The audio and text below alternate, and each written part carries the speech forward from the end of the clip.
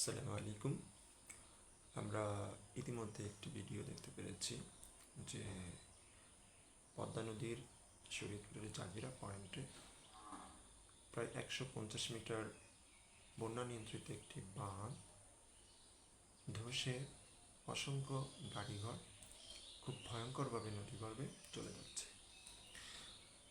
এটা common scenery of বাংলাদেশের বিভিন্ন জায়গায়, বাংলাদেশের বিভিন্ন অঞ্চলে, বিশেষ করে রাজবাড়ী জেলা, শরীয়তপুরে, তারপরে আপনার নড়িয়া, তারপরে জামালপুর, টাঙ্গাইল, বাংলাদেশের বিভিন্ন জায়গায় এই নদী ভাঙনটা খুব কমন একটি ব্যাপার।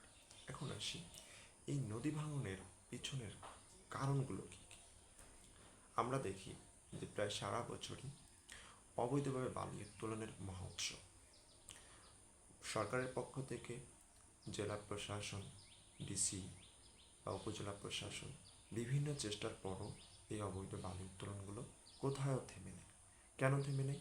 কারণ এই অবৈধ বালি উত্তোলনের সাথে সবসময় জড়িত কারা? স্থানীয় প্রভাবশালী যারা রাজনীতি করে, বিশেষ করে যারা ক্ষমতাসীন রাজনীতির সাথে জড়িত, এরা এই অবৈধ বালি উত্তোলনের সাথে জড়িত। যখন চৈত্র মাসে বিশেষ করে নদীতে পানি শুকিয়ে যায়, ঠিক সেই সময়টিতে অবৈধভাবে বালি উত্তোলন মহোৎসব চলে।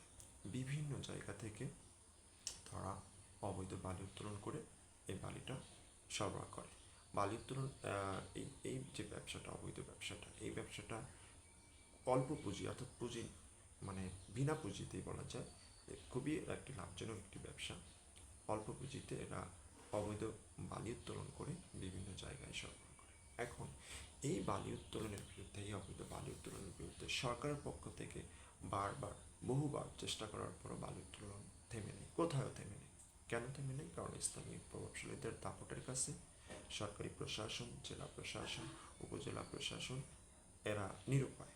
এখন এটার বিরুদ্ধে আমাদের সামাজিক আন্দোলন গড়ে তুলতে হবে। যদি আমরা এই অবৈধ বালি উত্তোলনটা রোধ করতে চাই, সরকারের শক্তিশালী সিদ্ধান্ত, সরকারের শক্তিশালী পদক্ষেপের পাশাপাশি আমাদের কিছু সামাজিক দায়বদ্ধতাও আছে। একটি গ্রামে হয়তো প্রভাবশালী তারা হয়তো বালি উত্তোলন করছে, কিন্তু পুরো গ্রামটা যদি সামাজিকভাবে তাদের বিরুদ্ধে আন্দোলন গড়ে তোলা যায়, তাদের বিরুদ্ধে যদি দাঁড়ানো যায়, তাহলে যদি সরকারকে সহযোগিতা করা যায়, তাহলে এই অবৈধ বালি উত্তোলনটা বন্ধ করা সম্ভব। যেমন আমাদের রাজবাড়ী জেলার পাংশা উপজেলার যে নদী অববাহিকায়, শুধু পাংশা না, পুরো রাজবাড়ী জেলার যে পদ্মা নদী অববাহিকায় বা পদ্মা নদী সংলগ্ন যাদের বাড়ি, শুধু তারাই জানে নদী ভাঙনের কি দুর্বিষহ অবস্থা। প্রতি বছর বিশেষ করে বন্যার শুরুতে এবং বন্যার পানি চলে যাওয়ার সময় অসংখ্য ফসল জমি, ঘর বাড়ি এই নদী গর্ভে বিলীন হয়ে যাচ্ছে। এর একমাত্র অন্যতম কারণ অবৈধভাবে নদী থেকে বালি উত্তোলন। যদি নদী থেকে অবৈধভাবে বালি উত্তোলন না করা হয়, তাহলে নদী ভাঙনটা ধীরে ধীরে কমে যায়। নদীর ভাঙনটা বিভিন্ন জায়গায় অল্প কিছু হলেও এটা ধীরে ধীরে আস্তে আস্তে কমে আসবে। এবং আরেকটা পরিকল্পনা, সেটা হচ্ছে যেহেতু বাংলাদেশের বালির একটি খুব চাহিদা আছে, বালির প্রয়োজন, তো এখানে কি করা যেতে পারে? সরকারের পক্ষ থেকে সরকারি পদক্ষেপে পরিকল্পনা অনুযায়ী, অর্থাৎ প্ল্যান অনুযায়ী চৈত্র মাসে হোক বা যে কোনো সময় নদী যেহেতু বালিতে ভরে যায়, নদীর বিভিন্ন অংশ থেকে সরকারিভাবে এই বালিটা উত্তোলন করে সরবরাহ করা উচিত। তাহলে কি হবে? যখন পরিকল্পিতভাবে বালিটা উত্তোলন করা হবে, তখন নদীর ক্ষতি হবে না। কিন্তু স্থানীয় পর্যায়ে যেটা করা হয় হচ্ছে অবৈধভাবে যেখানে সেখান থেকে গভীর গর্ত করে বালি উত্তোলন করা হচ্ছে। ফলাফল কী হচ্ছে? রাস্তাঘাট ধ্বংস হচ্ছে, ব্রিজ কালভার্ট ধ্বংস হচ্ছে, ইভেন স্থানীয় রাস্তাগুলো ট্রাক চলাচলের কারণে যাতায়াতের অনুপযোগী হয়ে যাচ্ছে। সব কিছু মিলে এই অবৈধ বালি উত্তোলনকারীদের জন্য সরকারের পক্ষ থেকে জোরালো এবং কঠিন সিদ্ধান্ত নেওয়া উচিত।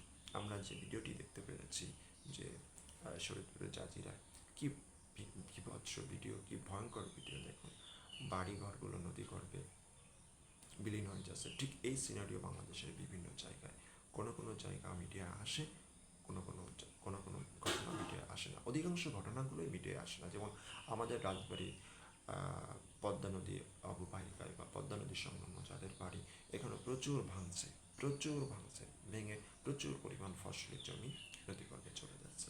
এর একমাত্র কারণ চৈত্র মাসে বা ওই সময়টাতে অবৈধ বালি উত্তোলনের মহোৎসব চলে। এর বিরুদ্ধে কোনো কিছুই করা যায় না, হয় মাঝে মধ্যে উপজেলা প্রশাসন, জেলা প্রশাসন মোবাইল কোর্ট পরিচালনা করে, হয়তো এসে কিছু ইনস্ট্রুমেন্ট ভেঙে দিয়ে যায়, কিন্তু দেখা যায় পরবর্তীতে আবার এটা শুরু হয়। অর্থাৎ এর বিরুদ্ধে সরকার একেবারেই নিরুপায়। সরকারের কেন্দ্রীয় থেকে এই বালি উত্তোলনের বিরুদ্ধে একটা একটা আলাদা টাস্ক ফোর্স গঠন করে এই বালি উত্তোলনকারীদের বিরুদ্ধে জোরালো অ্যাকশন নেওয়ার দাবি জানাচ্ছি। সেটা যে দলেরই হোক না কেন, এই বালি উত্তোলনকারীদেরকে ধরতে হবে, তাদেরকে আইনের আওতায় আনতে হবে, এবং পাশাপাশি আমাদের সামাজিক দায়বদ্ধতার জায়গা থেকে এই বালি উত্তোলনকারীদের বিরুদ্ধে সামাজিক আন্দোলন গড়ে তুলতে হবে। যদি আমরা সরকারের পাশাপাশি আমরা যদি সামাজিক আন্দোলন গড়ে তুলতে না পারি, তাহলে সরকারের পক্ষ থেকে একা এই বিষয়টা ট্যাকেল দেওয়া কোনোভাবে পসিবল না। তাই প্রত্যেকটি মানুষ হিসেবে আমাদের নিজেদেরও ভূমিকা রয়েছে, সামাজিক দায়বদ্ধতা রয়েছে। সামাজিক দায়বদ্ধতার জায়গা থেকে এই বালি উত্তোলনকারীদের বিরুদ্ধে আপনার আমার সবারই দাঁড়ানো নৈতিক দায়িত্ব। তাই চলুন এই বালি উত্তোলনকারীদের বিরুদ্ধে আমরা দাঁড়াই, তাদের বিরুদ্ধে কথা বলি, তাদের বিরুদ্ধে প্রতিবাদ জানাই, এবং বালি উত্তোলনকে আমরা বন্ধ করি। সবাইকে ধন্যবাদ।